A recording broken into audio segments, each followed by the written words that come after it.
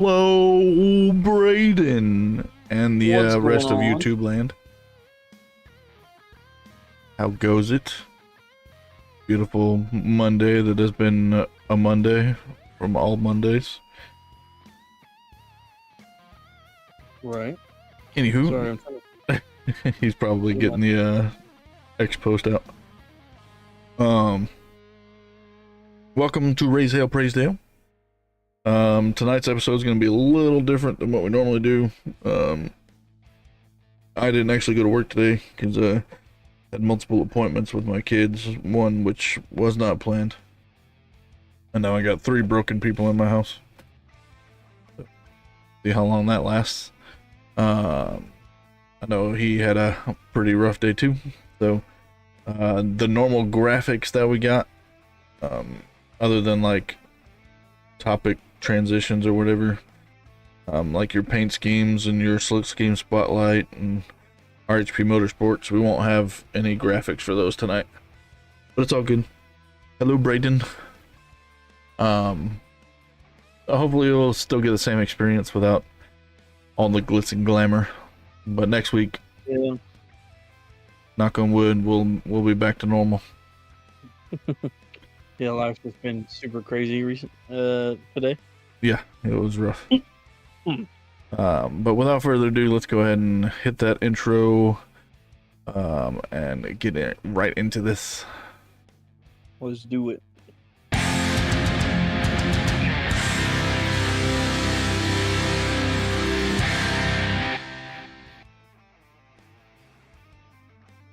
All right, welcome officially to this the 31st episode or 32nd? I believe it is. 31st, I think. Episode of Raise Hale, Praise Dale. I'm Voodoo. From JTDALLIS. There we go. We will get to that in a second, Braden. We're not there yet. We're still doing intro. With that being said, let's get right into it. Go to our post-race breakdown.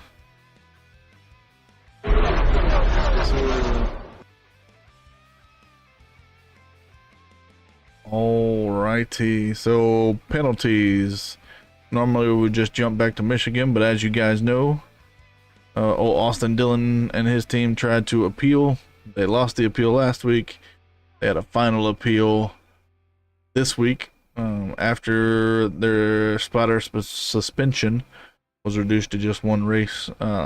They appealed to get everything taken away, and the final guy said, nope, we're sticking to our guns, and you are not welcome to the playoffs unless you win at Darlington now. Yeah.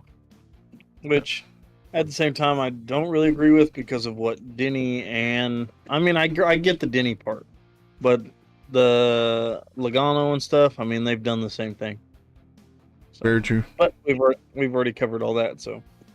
Yeah, so no change on his penalty, but there are some new penalties from after Michigan, which one of them is not technically a Michigan penalty, but it was just announced last week, so we're gonna cover it too. So I'll start with this one. Yeah, the Big Machine Racing got a penalty at Michigan with the number 48 Parker Kligerman.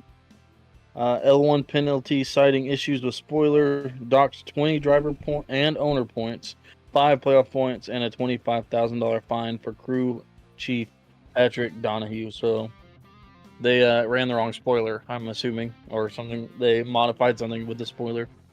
Yeah, What? that's on the Xfinity side, so that kind of hurts. They're getting close to setting their playoff field too. But jumping forward to the Cup Series, and this is the one that we mentioned, not technically a Michigan penalty, but because it was mentioned this week, that's why we're covering it.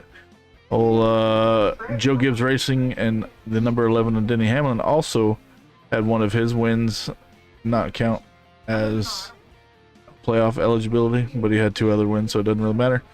L2 penalty for engine inspection requirement violation. So this was not technically done by the team, but Toyota Racing Development like self. It's like, hey, NASCAR, we accidentally rebuilt an engine we weren't supposed to. Yeah, I hate the Cucumber Cowboy. I definitely think that he didn't deserve to get the penalty for this one because it wasn't his fault. If anything, NASCAR should have docked Toyota's manufacturing points or something like that. Yeah. But what did happen is Denny Hamlin and Joe Gibbs Racing were both docked 75 points. That's in the driver and the owner points. 10 playoff points, and then the crew chief, that is Chris Gabehart, was fined a whopping $100,000. Holy smokies. Yes, sir. That would pay off my mortgage. Mine too.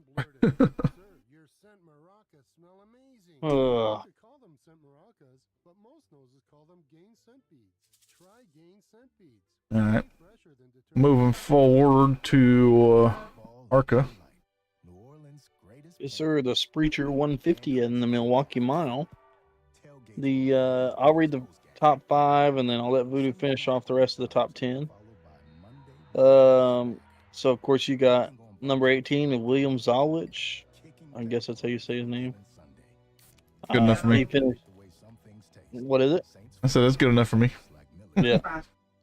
That's the number 1 in the 18, and number 2 in the 28 is Connor Zilich.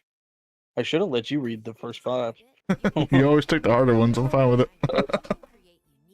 Number 3 and the number 6 was the Lavar Scott, or Lavar, however you say it.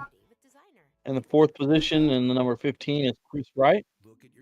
And in the 5th position, number 33 is Lawless Allen. Yeah. And rounding out your top 10, starting with 6th is your number 2, which I believe is currently your points leader, is Andres Perez. 7th would be the 55 of Dean Thompson. 8th is the 32 of Christian Rose. 9th is the 20 of Giovanni Ruggiero. Well, I had a hard one too. And then rounding out your top 10 is the 17 of Marco Andretti. Not on this list, but just outside of the top 10. And 11th was our girl in the 25 of Tony Breidinger. Well, she tried. Yeah. What are you doing? Let's jump into the truck race also at the Milwaukee Mile. That's the Liuna 175. The purse there was a grand total of $672,572 US dollars, with Ty Majeski taking the pole and Christian Eckes starting on, I don't know, the inside or the outside, whichever way they pick. You had one fail to qualify. That's the number 6 of Norm Benning. Oh, yeah. And then you had a couple to the rear for unapproved adjustments. And that's the number 71, Roger Caruth, and the number 90, Justin Carroll.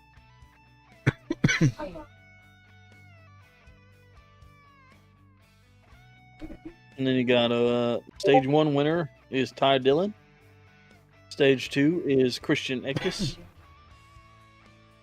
I'll let you run through the results. Yep. So, a first career truck series win, and Lane Riggs in the 38. So, first career truck win, first, I guess technically first national series win. Pretty cool there. Which was a second generation driver, obviously. Ty Majeski in the 98 came in second. Christian Eckes in third, and the number 19 and the number 2 of Nick Sanchez finished in fourth. Rounding that top 5 was Taylor Gray in the 17, and that is correct, Braden. Lane Riggs got out on top of his truck and started fist pumping and dislocated his shoulder. Yeah, Team had to pop it in before he got back to victory lane. Yeah, it's absolutely nuts. But apparently it happens kind of often for him because something with his collarbone, and it got messed up where it pops out every now and then. So I can't imagine just oof. Yeah, no thank you. Don't want to experience that. In 6th place, number 18, Tyler Ankum. And 7, They got the number 11 Corey Heim. 8, you got number 43 Daniel Dye. 9th, Ben Rhodes in the 99. And 10th is Matt Crafton in the 88. Tech had no issues.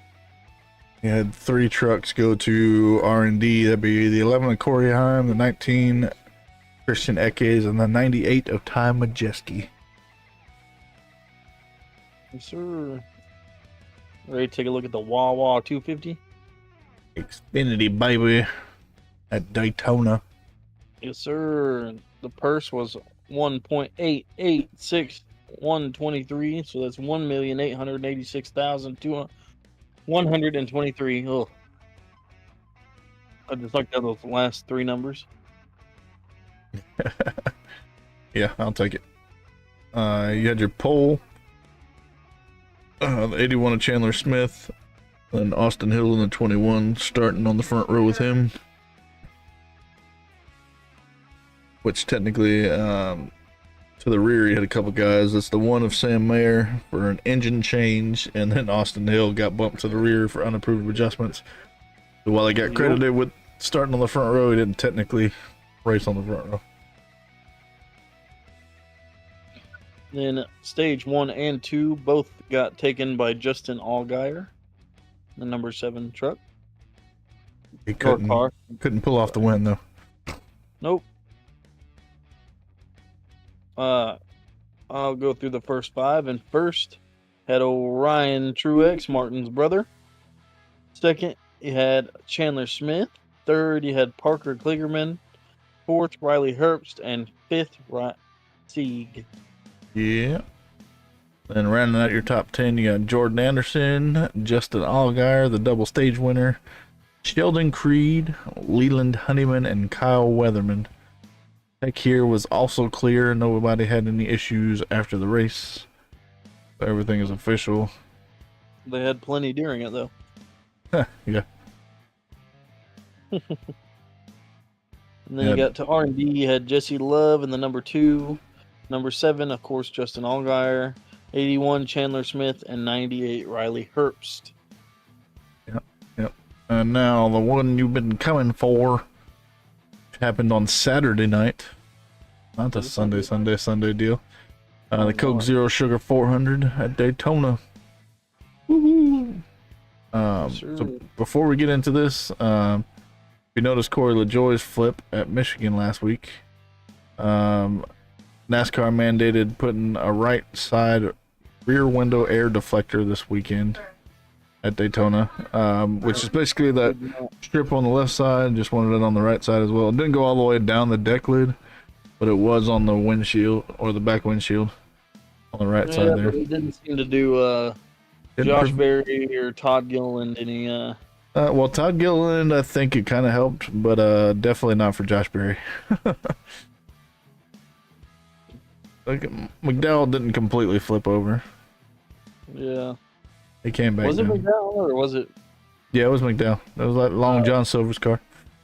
That's right. I don't know why I said Gilliland. Anyway.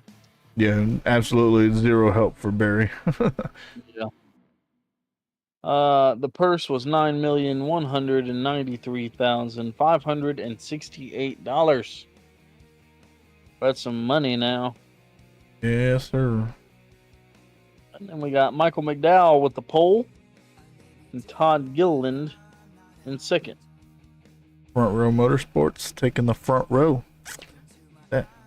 Yes, sir. Nobody to the rear, and then before he flipped over, Josh Berry did take stage 1. Joey Logano took stage 2. Yeah, and then for our results, I'll let you take the first 5. All right. So first off, we know Harrison Burton held off Kyle Busch there to get his first win in his 98th start. So his first Cup win there. That makes him the first driver born in the 21st century to win a Cup race. So youngins are stepping up finally.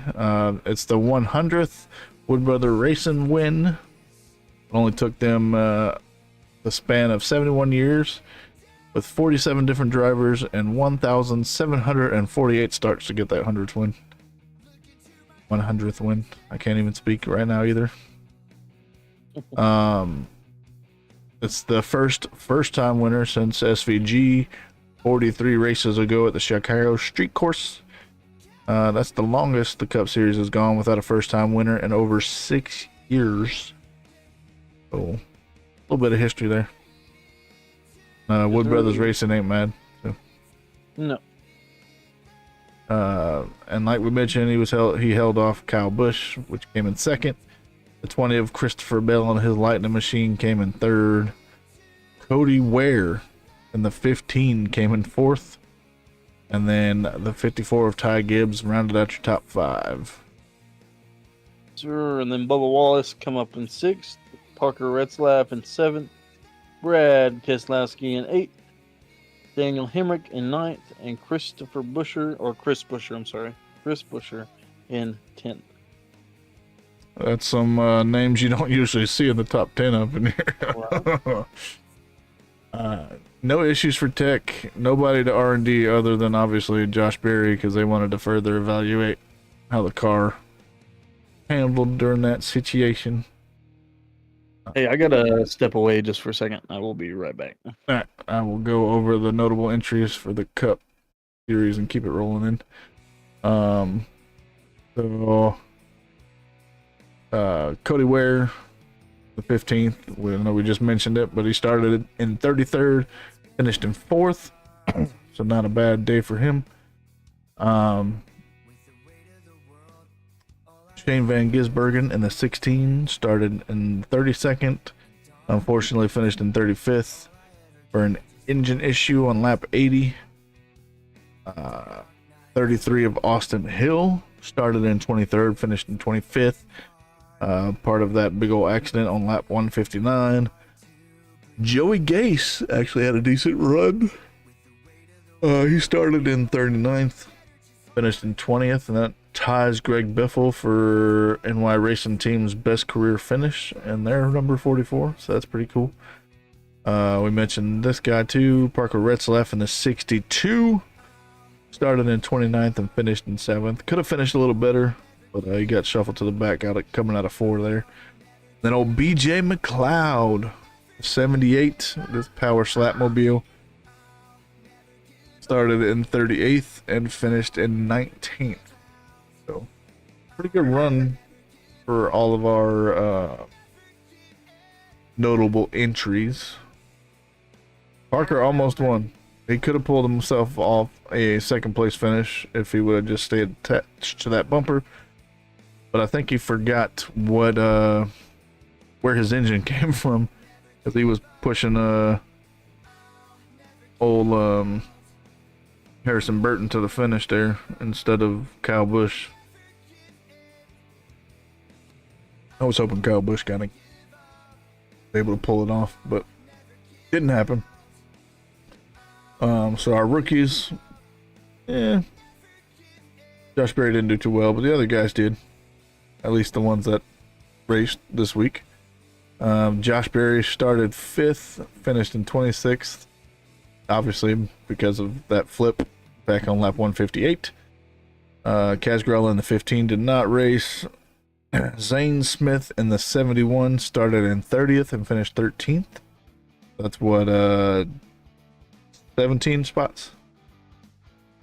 Carson Hocevar started in 37th and finished 11th. So that's 26 spots.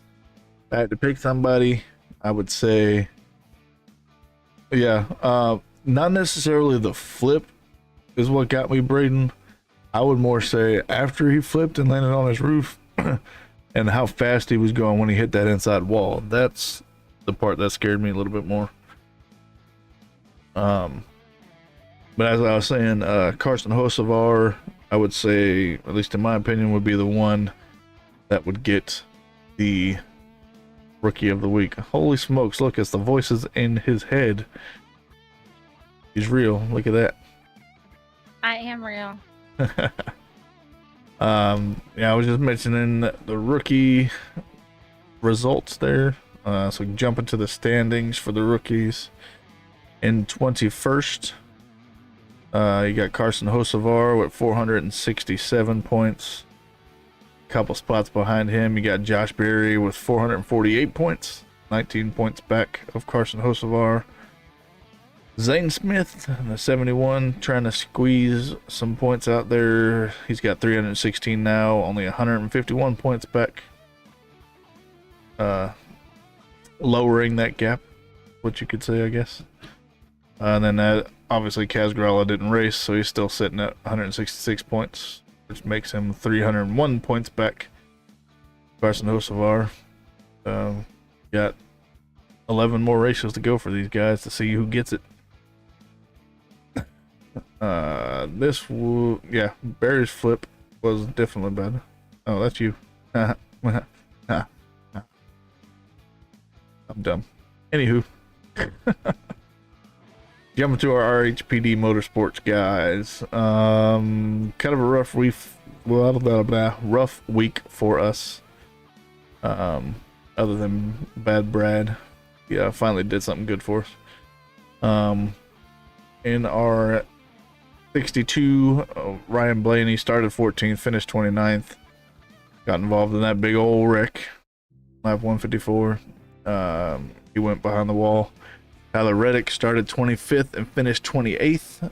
He was also caught up in that wreck. Yeah, 2 cars, 1 wreck. Sucks. Kyle Larson did hold it together in our 64. Started 9th, but finished way back in 21st. And then Bad Brad started in 12th and finished in 8th. So he would be our driver of the week for this week. And then we get to throw everybody else in the driver's meeting. So you could talk. You don't have to type. Who can talk? You. I just texted John. I said I don't have his notes. Oh, he usually has them pulled up on there. No, I don't know how to work this thing. I'm never on it. Gotcha. So Braden. like, I don't know if I'm allowed to mess with anything, and I said probably not. Do my best. Braden's asking where he went. That's his voices in his head that's sitting there now. If you're not familiar with the start of the podcast, she would also, well, I would say also, she almost always would add to the podcast, but from behind where you could see her at, and you couldn't actually hear her because she didn't have a mic. So I don't. I'm usually dealing with kids, so we dubbed her the voices in his head. I mean, I'm his wife. I should have got a better title, but it's okay. One day. One day. We got 51 subscribers now, so we're moving up. Huh? Is your camera on? Not on Discord, no. I can I don't know how to work. I can put my put the OBS stuff back up so you can see what's going on. Well, no, I was trying to figure out where people are commenting stuff. I'm struggling here. I don't know how to work this stuff. He's got to teach me. Yeah, now you can at least see my webcam and the chat scrolling. Blah, blah. What you got, Braden? Can't tell me guess what and not say nothing, man.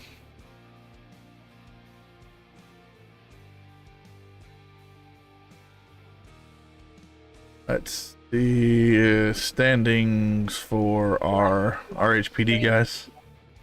What do I click? I can't see him. He said he shared something. Okay, Oh, click watch stream. Will that get me where I need to go? Is this where I need to be? Hello. There she is. Well, I could hear him, but it wasn't popping anything up. Everybody else can see. Limited edition Jeff Gordon toothpaste. I'm shocked that's not in your collection. I do. I don't think I have any Oh, you have the driver's toothbrush. toothpaste. John says he has the Jeff Gordon toothbrush, but he does not have the toothpaste.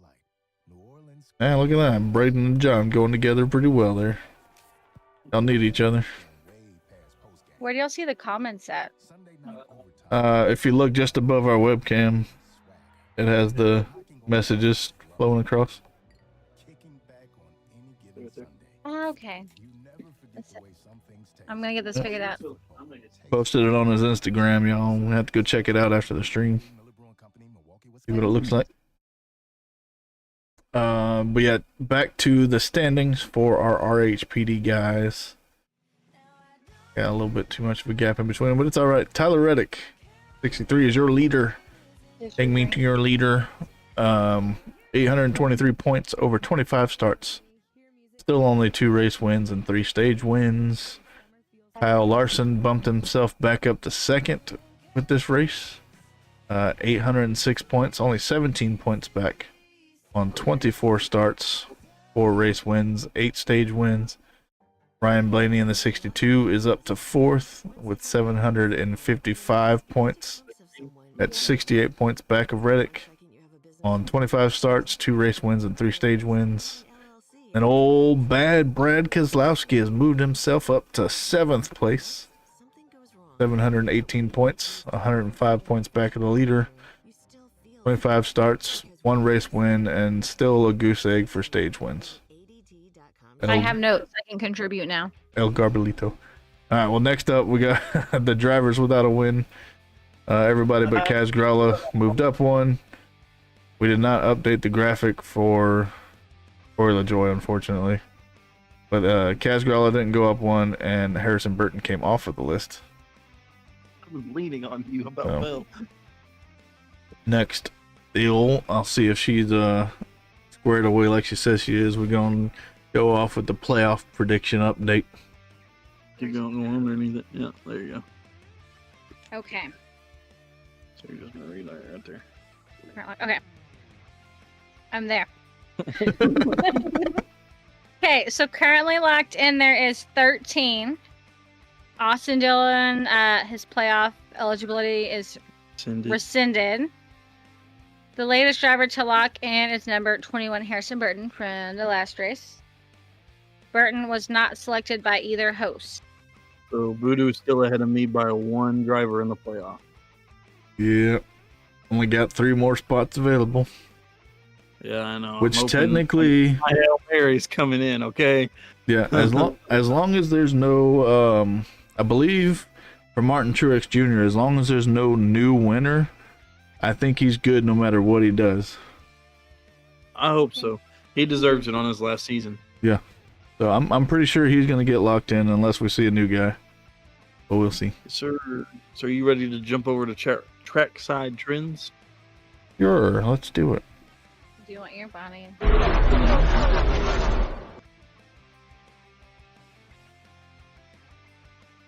All right.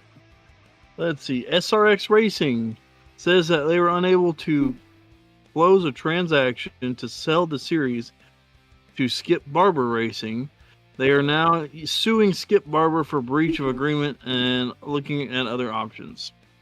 So unfortunately, SRX will not come back, and I'm super sad about it because it was an amazing series. I got a feeling it will come back. It's going to take a little bit of time.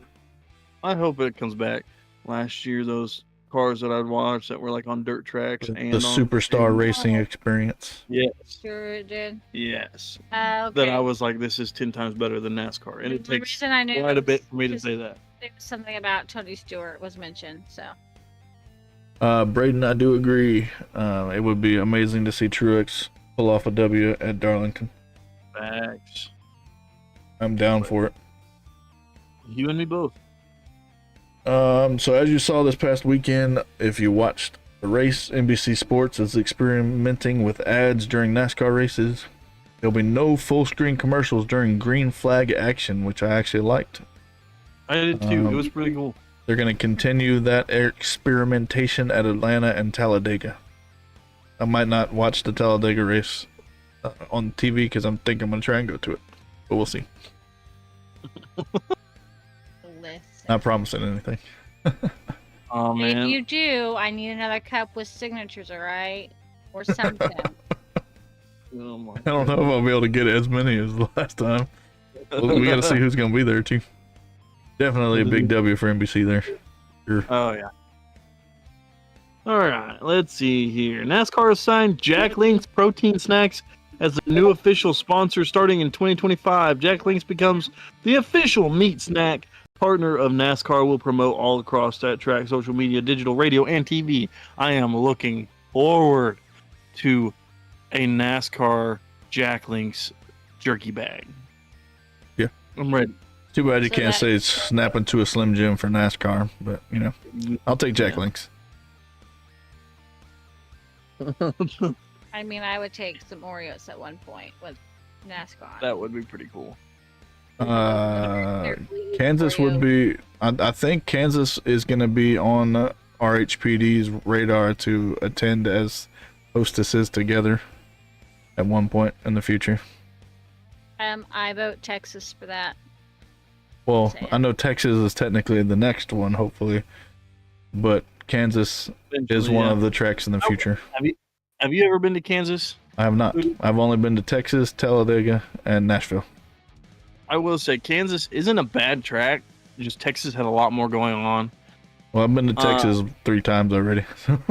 See, we've only been once, and we like you said, we're planning on going again this next season. I want to go to Dega. I've been to Dega, like the track, but I want to go race day Dega. Now, the last time I went to Texas was like 2010, though. So it's been a long time. It's gotten better. Oh, for 100%. From what I've seen from past races, like this year when we went, it was like a whole different racetrack. Which I hope Kansas takes some, like, because I could see Kansas and Texas being very similar in the sense of, like, if they got more stuff going on. I mean, that's just my opinion, but there was more autograph sessions and meet and greets. Oh yeah, Texas was insanely busy, but in a good way. Like, you could turn the corner and there was something going on. It was great. You know what I mean? Yeah. Kind of like Nashville was in a way. You know what I mean? You had all those autographs and stuff going on, which I think that's just a NASCAR thing in general this year. They're just trying to make sure that it's getting better. You know what I mean? Especially with the Netflix documentary and everything. Yeah, I think that's helping out a lot of stuff too. Oh yeah. And they talked about doing a show and stuff. Like, I don't know. I'm not trying to spoil what we're talking about. So, well, moving on from Texas, there we'll jump to Bristol. Not talking about the baseball game that's going to be played there, but Bristol Motor Speedway is offering an elevated parking option that includes 2 parking spots, one for the vehicle and another to spread out your tailgate footprint. I don't know why I got these 2 things together. That's 2 different things. So that'd be pretty cool that you'll be able to like park and then have your tailgate stuff up top. That would be pretty cool. Take up less space in the track, or in the parking lots at least. I told Haley if we were closer to a track, I would love to go tailgating, but I'm not going to drive 4.5, 5 hours to sit outside the track. It's just not gonna... The only way I would tailgate, it would be previous to the races. Obviously, I'd go in at race time. But if I had gotten a weekend ticket package, now that one I could see, yeah, because then you're camping there anyway. Yeah, or at least staying close. We talked about camping at when we went to Talladega to be inside. Yeah, we did talk about that, but then we priced the places in Dega. Yeah, that changed. No, not even a smidge. That was like a little bit outside the price range there. All alone on, like, for the weekend was like $1,500. Even with Texas, it was about that. Yeah, and that's not including renting the RV either. No, that's just for the spot. Yeah. Which, I mean, like, Dega, I get, because, like, that's what everybody does. You know what I mean? You go get a camper, you go to Dega, you party out and all that. There's even a thing on the news with everything that's left behind, like they left couches behind. So it's like a big thing to go and tailgate and be completely crazy at Talladega. Yeah. Now, there are more spots than just in the infield there, too. They got them all along the back stretch and turn 3 and turn 4. Brayden says he wants to do the Bristol night race. I wish I could bring back Bristol Dirt just for a race that I could attend, because I want to go see Bristol Dirt so bad. I imagine Bristol itself would just be nice to go to, much more so the Bristol night race. Yeah. Under the lights would be nice. Because it would be so much cooler. What did he say? He said Dega's the infields are not child friendly, that's for sure. Yeah, definitely. That's one thing that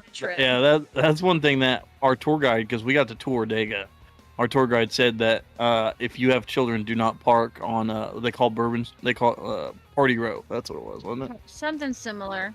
It was either Party Row, or I want to say they might have called it Bourbon Street or something like that. It was a crazy name because they do a lot of non-child friendly things down there, and they said that's like the party it up central nighttime.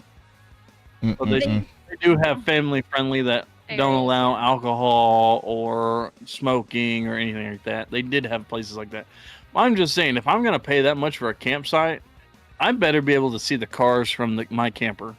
Like, if I want to sit on the toilet in my camper and watch cars go around, guess what? I better be able. I don't know about that. I don't think anybody wants to see you sitting on your toilet. No one wants to see that. Promise. Hey, I'm just saying, for $1,500, I better be able to do quite a bit. I'm gonna be sitting on top of my camper watching them jokers go around in circles. I feel like there needs to be some more perks. They can get into the infield. That big, that's part of that one. That your infield tickets. Yeah, so it doesn't say how many tickets you get per camper though. You get 4 per campsite. Braden says he'd rather be in the stands. I don't know. All I'm saying is depends on the track. It definitely depends on the track. Dega to me seems like one of those that it'd be cool to watch, but the atmosphere of it beats the track, if that makes sense. Well, in Dega, you'd want to be at the very top of the stands, and that's what they said was even the best seat, which is most expensive. Yeah, that's you being.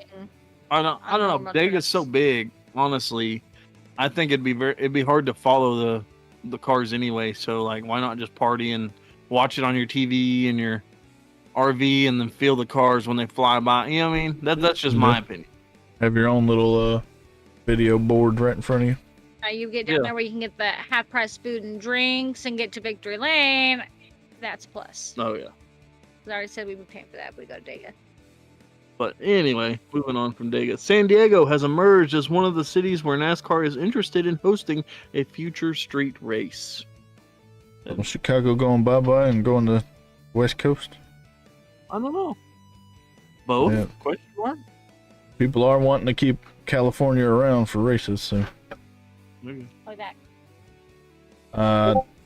This next part is the thing I mentioned earlier that I think is pretty neat. So, NASCAR is seemingly preparing to launch a 24/7 channel. Back this up, NASCAR has released job postings online seeking a new manager of content programming to help build a new 24/7 content channel. This is quoted from the job post. This person is responsible for leveraging NASCAR's extensive portfolio of new original content and historical video archives to program the NASCAR channel, and it seems to be called Fast. That's what the posting reads. And the manager will work to optimize consumption to help grow the emerging digital platform and manage the day-to-day functions of the channel. So it sounds like it's going to be like a streaming channel of sorts. And I want it. I'll get it, and then I'll drop YouTube TV because it's about 50% of what I watch on YouTube TV is NASCAR. Right. So NASCAR is talking about doing, I know you were in there, NASCAR's talking about doing a 24/7 channel where they're going to have like classic NASCAR and all that. I lost my place. Braden, if there does turn out to be a Houston street race, I will beg, borrow, and plead my wife to let me go to that because it's not very far at all. If there happens to be a Houston street race, like Houston, Texas, it's about 6 hours from us. We'll meet up. Hey, I was born in Houston, just saying. I mean, we can do an adult-only trip. Just convince you. All I'm gonna say is, where do we put in our applications to become a show for this? Right. Hey, I will keep my eye out and I will put in for it as soon as I see it. I mean, it's a long shot, but I will definitely apply for it. Braden said I'm in Houston, so. Hey, there we go. There we go. That'll be a big old meetup. Heck yeah. Well, not a big meetup, but. How far is Houston from us? About 6 hours. About 6 hours. That's about what I thought. Yeah, because Dallas is only about 4. Yeah. Let's see. How far is Houston from me? I want to say it's like 7 or 8 hours, something like that. Not Check. too bad. A lot better than Nashville. While he's checking on that, there's not really been anything, on the NASCAR schedule that we didn't cover. Has there been no updates for when the Yeah, Texas so if I race? just take I-10, it's actually only 6 hours. Oh, Closer hey, than I there thought. you go. No. Man, I was kind of hoping. But we do have some team changes. Did you miss the schedule update? Oh, I did. I thought we covered it last week. No, Oh, not this okay. one. NASCAR is heading to Mexico City for the Cup race. That's going to be a points race on Father's Day of 2025. Believed to be officially announced tomorrow. So maybe a little scoop from the inside there. Kind of cool. Now we can jump to team changes. Sorry. It's kind of buried in there. Yeah. So starting off with not really a team change, but just an update for a team. That'd be Hendrick Motorsports number 9 of Chase Elliott. An entity affiliated with Hendrick Motorsports is suing Hooters of America for $1.7 million plus interest for alleged unpaid sponsorship fees, and it looks like Hooters has already agreed to pay $1.75 million for the 3 races of 2024 that they were supposed to pay for. Oof. Braden said there's no point in releasing the schedule. Now we already know everything. It's just about. Right? We've been piecing it together, huh, Braden? But Slowly but surely. I don't see Hooters being on the side of a car for a hot minute after this. No, yeah, I don't think so. But moving on to Xfinity, Daniel Dye will be running the number 10 for Colleague next year. So he's moving on up. Another piece of 2025 news in the Cup Series. Trackhouse is bringing SVG to Cup. And guess what? I'm ready. Dale Earnhardt Jr. has given his blessing to run the 88. And then Steven Duran, crew chief for Zane Smith, is going to be following him. And will be Shane Van Gisbergen's crew chief for 2025. And I saw the news that he was getting to move to number 88 next year, and John just stole it. And he's like, "Yeah, I already seen that." And I was like, "Let me be excited." Come on now, you told him. that kind of news you don't think we're gonna be right on top of? Right? Well, no, he wasn't feeling it, so I assumed he didn't see it yet. You don't know us very well. Well, I know that, but like that was my joy. I was like so excited. All I'm saying is, driver, like I love it. Did you look closely at the 88 though? It looks like the exact same style, right? Well, the same font as what Junior was running, but I mean obviously without the slant to it. But then that little Trackhouse signature little thing through the number. I don't know what to call it. A swoosh. Swoosh. A swoosh. A swoosh. See, I was super excited. Braden, I think he'll slowly get better. He might be best on road courses right now, but he's working on them ovals, and we're not there yet. But he did announce quite a few more races. I think 7 out of the 12 remaining races we got, he's gonna. Well, 11 remaining. Now. Well, he even said that when he came and did the road course, was it last year? His first one. That he still had a contract, like with whoever he was racing with before, that he couldn't go full time, but it was like plans in place. Yeah. If you remember doing one of his interviews, he was Xfinity this year. Yeah. He ran some Xfinity this year. I mean, he's put in some pretty solid runs for this being his technically rookie year. I mean, he won his inaugural race. Yeah, that's something that I saw a post about on Twitter. was with him adding this many races to his schedule, if he would meet that threshold for this to technically be his rookie season, and when he starts next season, he wouldn't be considered to be able to run for Rookie of the Year. Yeah. But Bob Pucker seems to think otherwise. Thinks he'll still be able to run for Rookie of the Year, so we'll see. I think he'll make it if he runs next year. I mean, he's a solid driver. He's proven himself already. Well, we got him. We got Cole Custer. That's going to be rookie. Yeah, but I'm gonna be honest. That's the only ones we know for sure at the moment. I think he's better than Cole Custer as a driver. I mean, once he starts figuring out the ovals, that 41 might go insane. You never know. Right. I'm just ready for the throwback schemes of the '88. Yeah, I'm looking forward to that for sure. I almost guarantee you there's going to be a Hellman's car too in Cup. Oh yeah. Hey, what? Hey,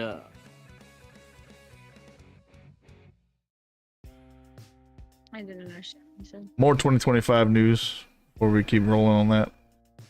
Martin Truex Jr. says a deal is all but done to run the 2025 Daytona 500.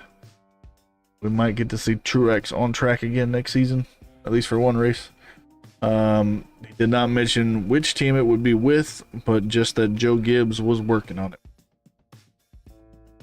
so probably Joe Gibbs. Probably. I think it's going to be 2311, but I could see that. Racing for Denny. Just for that race. Oh, and then this year, moving on to back to this year. Trucks. Tricon now has Tanner Gray in the number 15. well, he's already in the 15. It's his crew chief that's changing. Wow, okay, well, Jason Burdett, formerly Legacy Motor Club, now crew chief. Yep. Okay. Fill your spot. And then, as we mentioned a little bit ago, from Colleague Racing, Shane Van Gisbergen has added some races to his Cup stint for 2024. So he already ran at Daytona, but he's going to be also at Darlington, Atlanta, the Glen, Talladega, Las Vegas, and Martinsville. Heck yeah. Are you ever going to go to Martinsville, Martin? Hey, don't take my jet. Oh, I'm sorry. The voice in my head asked. And then in Trackhouse, Zane Smith agreed to separate for the conclusion of the 2024 season. So Zane Smith will no longer be with Trackhouse. Yep. Which technically he was signed for multiple seasons, but it appears that they've agreed otherwise.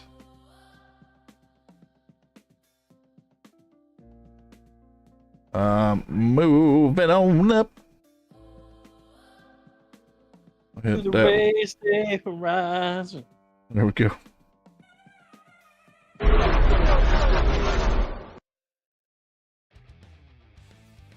I'll let you take this one.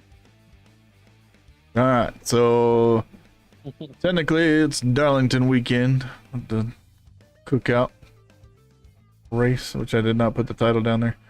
But ARCA is running this weekend, which is kind of sucks because they're running about just the same time or shortly after Cup Series starts. But ARCA will be at DuQuoin State Fairgrounds in Illinois. And then Xfinity and Cup are going to Darlington. Trucks are off this week. As far as the Cup is concerned, this is the final race of the regular season. There are only 3 drivers that have a chance for that regular season title and those extra 15 playoff points. That'd be Reddick, who's currently leading, Larson, that's 17 points back, and then Elliott, which is 18 points back of Reddick and only 1 behind Larson. Yes, sir. And then you got the trucks are off this week, so they're not going to be running. And then Saturday at 10:30, Xfinity practice qualifying on the NBC Sports app at 1:20 p.m. That's Eastern Time. You have the Cup practice qualifying on USA and NBC Sports app. Xfinity pre-race USA starts at 3:30. The Xfinity race starts. The Sports Clip Haircuts VFW Help a Hero 200. They could not have made that title any shorter. USA NBC Sports App. And the first stage will be 45 laps. The second stage will be 45 laps. And the last stage will be 57 laps, giving in total for 147 laps.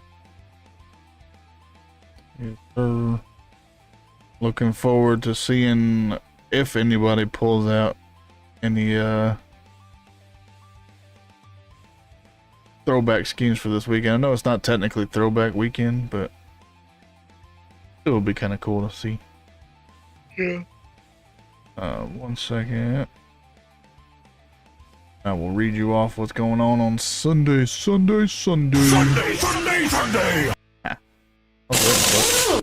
Hang on, baby Jesus, this is gonna get bumpy. Yeah. So Sunday, you got your ARCA practice at 5:30 p.m. Don't believe it's gonna be televised, but also at 5:30 p.m. is you got your Cup pre-race on USA, and then at 6 p.m. Eastern, you got your Cookout Southern 500 on USA. First stage and second stage are both 115 laps, and the final stage is 137 laps for a total of 367 laps. And like we mentioned, an hour later, you got your ARCA qualifying at 7 p.m. and at 7:44 p.m.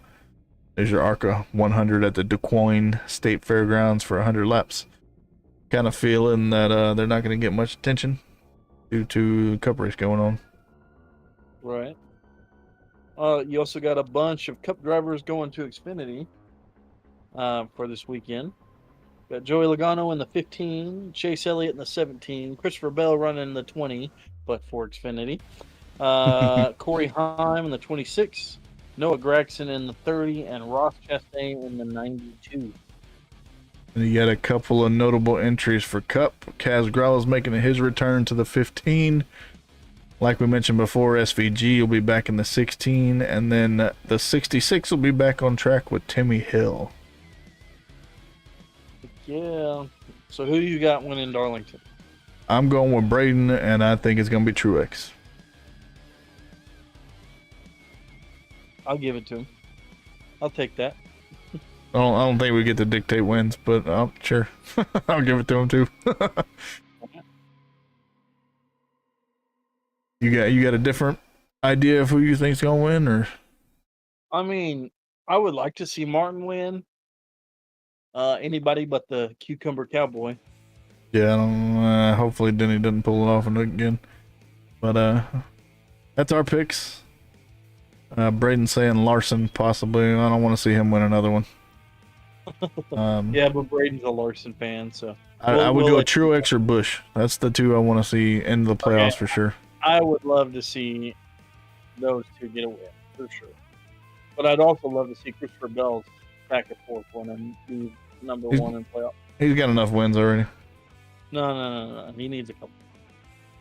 Let him win during the playoffs. Let me get this guy into the playoffs. Okay, I'll give you that one. We'll let him win, 3 or 4 races in the playoffs. There you go. One each round, right, to get him to the championship. Yeah. All right, so that's our picks. If you want to make your picks, head over to NASCAR.com and join our fantasy league. This is Raise Hale, Praise Dale podcast. That's HALE with podcast on the end. If you don't add the podcast on the end, it's not ours. You probably won't win, but you can come in and have some fun with us. The password is all lowercase RHPD 2024. The winner, a trash can, will get their choice of Lionel Racing website. They get a 1/64th diecast off of there, and we'll either ship it out to them or send them the money for them to order it themselves. Yeah, that's that. Sorry, Braden, I thought you were a Larson fan. We're about to ban you from chat. Just kidding.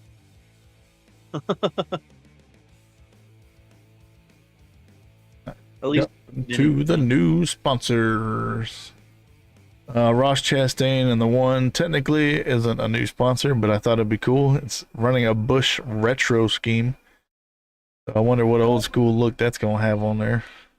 I bet you that would be really cool. Most of his games have been pretty cool already, so. Yeah. The voices in my head said that she's waiting for Bush to come out with a watermelon flavor so he could push it. You're an Elliott fan. I think that's almost worse than Larson. Oh, no. The voices in my head say we'll pray for you. Right? Austin Dillon and the three will be running his Toys for Tots game, which we technically did release. I don't even know how long ago now. It's been like a few weeks. I know that. Yeah, it's been a little bit. SVG's running his acceptance.com and will also do Atlanta. Yep. Next game was. I thought it would be pretty cool. Like the deck's the hood's pretty cool. The combo that they put together is kind of weird. Yeah. Tyler Reddick is running an upper deck, or has a upper deck sponsor. Yeah, which supposed to have Michael Jordan, Tiger Woods, and somebody else on the hood.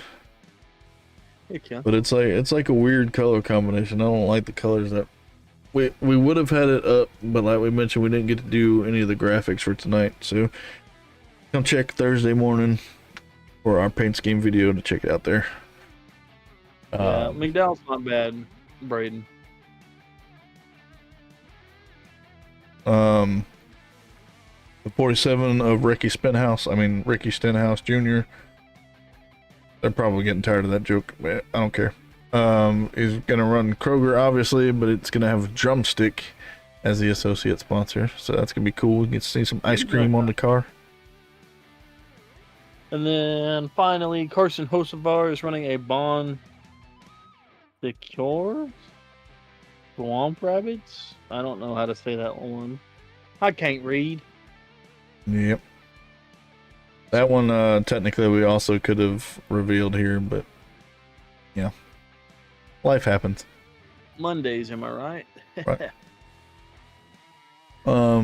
We don't have any slick scheme stuff, but I got an honorable mention. Are you ready for my honorable mention?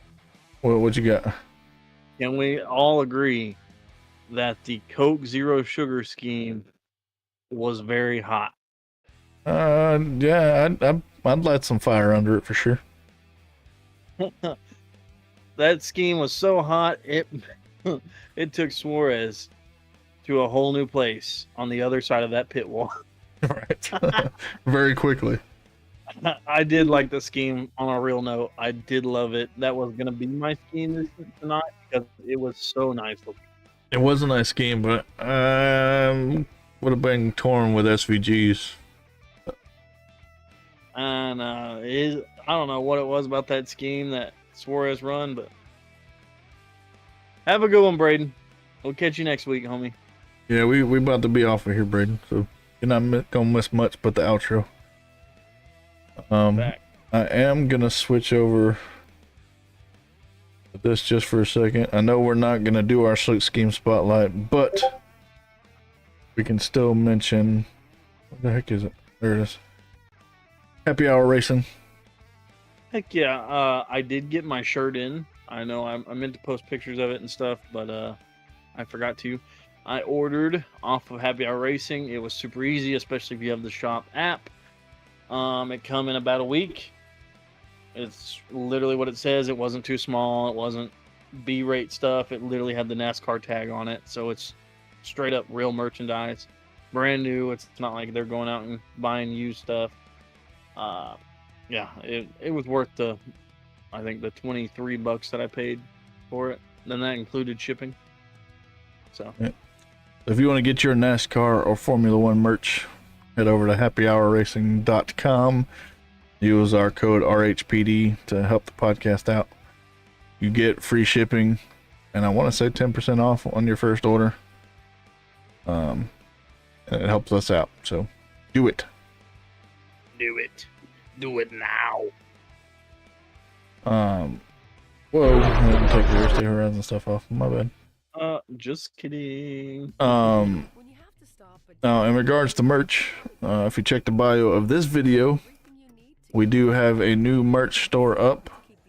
It's technically the Voo Crew merch shop, but we do have RHPD products there. You got men's shirts, women's shirts, hoodies, tie-dye shirt. You got some cups, sticker. Let's say next year, I think I'm gonna get one of those cups instead of a hat.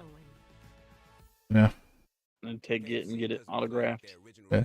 Unfortunately, our new shop does not have hats, so we are gonna look for somewhere to get hats for you guys that want them. But go down in the description and check out that merch link. While you're down there, since you got to scroll past it anyway, you might as well go ahead and hit that subscribe button if you're not subscribed, and the little thumbs up button to help push us out to a little more people. We got 51 subscribers now, so that's pretty cool. Heck yeah. Moving on up. We only got 49 to go for our next goal. Right. Well, we still got to get together and do our 50 subscriber episode. But Yeah. life is super When chaotic. life stops being crazy for us. Yeah. But I think we agreed that we were gonna take Braden's idea, right, and do like the react into a bunch of wrecks. Yeah, do our rec reaction. Yeah, I'm down with that. Sounds fun. With that being said, I don't know whose turn it would be. It's my turn. Be my It turn for is the my outro, turn. or your turn for outro. Yep. There we So, go. thank you so much for riding shotgun with us on this episode of Raise Hale, Praise Dell. Remember, the checkered flag might fall, but the excitement never ends. So until next time, keep the pedal to the metal and the passion for racing burning bright. This is Raise Hale, Praise Dell signing off. Catch you in the next turn.